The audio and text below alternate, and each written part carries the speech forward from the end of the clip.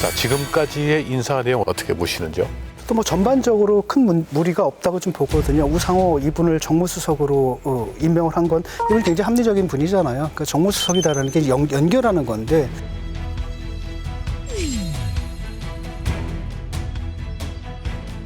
사실 그 역할을 할 때 여기다 또 강성을 쓰면 어떻게 하나 걱정을 했는데 그런 우려는 좀 덜어도 될 것 같습니다. 그리고 거론되는 인사들도 저는 크게 무리가 없거든요. 그리고 또 설사 좀 문제가 있다 하더라도 한 6개월에서 1년간은 이른바 허니문 기간 아니겠습니까?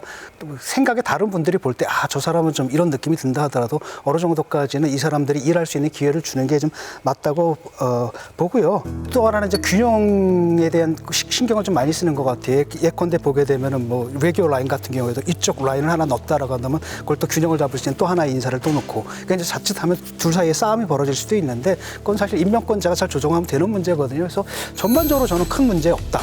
뭐 잘하고 있다라는 느낌이 들어요. 민주당 당내에서의 어떤 개파라든지 이런 부분에 있어서는 좀 균형을 이루고 있다라고 봅니다. 근데 여전히 이제 바로 인수위원회 없이 정부가 출범하다 보니까 인사검증 과정에서 좀 걸러지지 않은 부분이 있고 그것이 이번에 민정수석의 사의 표명으로 이어진 것이고요. 우상호 정무수석 같은 경우에도 벌써 이제 조국 혁신당과 조국 사면 얘기에 대해서 좀 화답하는 메시지도 나오고 했었는데 국민 눈높이에 맞는 어떤 기조를 계속 유지해 나갔으면 좋겠다라고 생각합니다. 사실 좀 외형적으로 보면 흠잡을 데는 없죠. 뭐 김민석 총리나 뭐 강훈식 비서실장, 뭐 정무수석, 우상호 수석 시킨 거 이런 건 괜찮은데 또 내용을 가만히 들여다보면 실무자들은 철저하게 이재명 대통령의 측근들로 채워지고 있습니다. 예를 들면 그런 거죠. 정무수석실에 뭐 비서관들 네 분 있잖아요. 뭐 민정비서관, 뭐 법무비서관, 공직기관 비서관 이분들 다 본인의 재판 담당했던 분들이에요. 이재명 대표의 보이지 않는 측근들입니다. 비서실에서 일하는 분들은 철저하게 오랫동안 본인과 같이 일을 해왔던 분들이거든요. 그러니까 실무자들을 공직자들이나 이런 걸 활용하기보다는 전부 다 측근으로 세웠다. 예를 들어서 그 상황시장 시키신 분도 송기호 변호사도 이재명 대표한테 오랫동안 조언해오던 변호사 출신이에요. 오늘부터 발령했어요? 예. 잘 부탁드립니다. 그게 상당히 노가다 잘하셔야 됩니다. 실무자들은 철저하게 측근들을 임명했다고 볼 수 있습니다. 저는 민정 라인을 전체를 전부 다 이재명 대통령 개인 변호인으로 채운 거는 그건 좀 그게 제일 도드라진 문제점으로 보이거든요.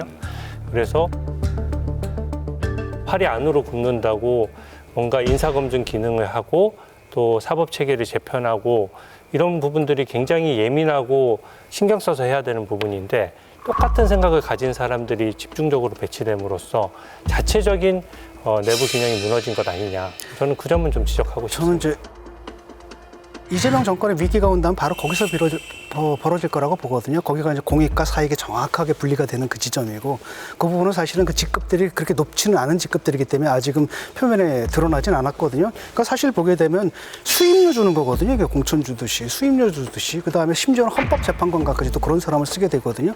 그렇다면 이건 나중에 큰 문제가 될 수가 있는 겁니다. 윤석열 대통령이 기준점이거든요.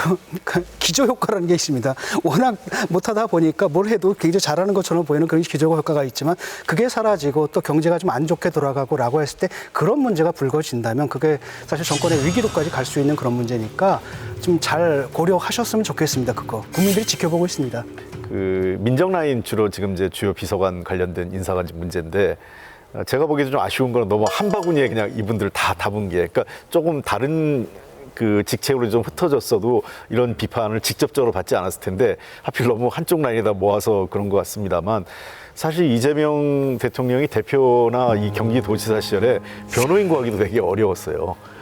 그런 측면이 있다 보니까 자기의 변호해준 사람들 그다음에 변호하면서 이 사람이 실력이 어느 정도 있는지 이런 평가도 좀 이루어졌다고 봅니다. 그래서 저는 말씀하신 그 우려에 대해서도 대통령께서 잘 알 거로 보기 때문에 공적 이해관계와 사적 이해관계를 잘 구분해서 일을 해 나갈 것이라는 그런 그 주변의 우려를 반영해서 일 처리를 했으면 좋겠다 생각합니다. 그 실무자들을 측근을 쓰는 거는 너무나 당연한 거예요. 오랫동안 정치해왔고 자기 보좌했던 분들을 쓰는 거는 너무나 당연하죠. 그런데 그게 문고리 권력처럼 돼버리면 안 됩니다. 그 말씀하신 그 네 분의 비서관들이 거기 가서 어떠한 기능을 하느냐, 그분들이 문고리 권력이 되지 않도록 각별하게 경계하는 게 가장 중요하다고 생각합니다.